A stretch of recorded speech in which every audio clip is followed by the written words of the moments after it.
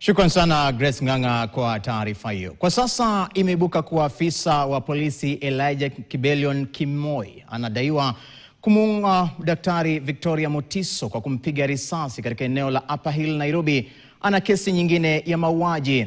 Kimoi ambaye amekuwa akifanya katika kituo cha polisi cha Karinde chini ya stesheni ya polisi ya Kikuyu alinadaiwa kwamba aliwahi kufungwa miaka 6 gerezani baada tu ya kuhusishwa na kushtakiwa pamoja tu na maafisa wengine 6 katika kesi ya mauaji ya Stephen Gishui Njoroge. Kimoi anadaiwa na wengine 6 kumuua Njoroge katika maeneo ya Slaughter Earth eneo la Gigiri. Na kama anavyoarifu basi mwanahabari wetu Lennox Sengre ni kwamba taarifa hii tutakuwa tunaipata baadaye, manake bado inashughulikiwa, lakini ni taarifa ya mauaji ya Mutiso. So hiyo kesi ya kwanza ndio ili happen many years ago kutoka Dogoto Ikue. So wakati huyo Sanga alikuja, hiyo ndio ilikuwa kesi yake ya kwanza, Dogoto kuuliwa mtu akiwa kwa police post ya Dogoto.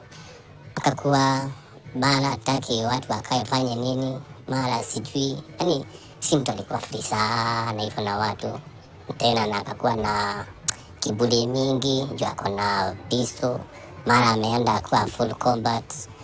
So akakuwa mpaka uhusiano na watu haikuwa inashika sana. So hata wakati tumesikia incident imekuwa ya hii Madam Mutiso ameuliwa, tumeshangaa sana kushindwa imekuwaje, kumbe tulikuwa na muuaji katikati yetu na ndiye tulikuwa tunaaminia mambo ya security. Lakini najua hapa duniani nalipianga tu hapa duniani. So jamaa na uhusiano wa watu haijakuwa fiti.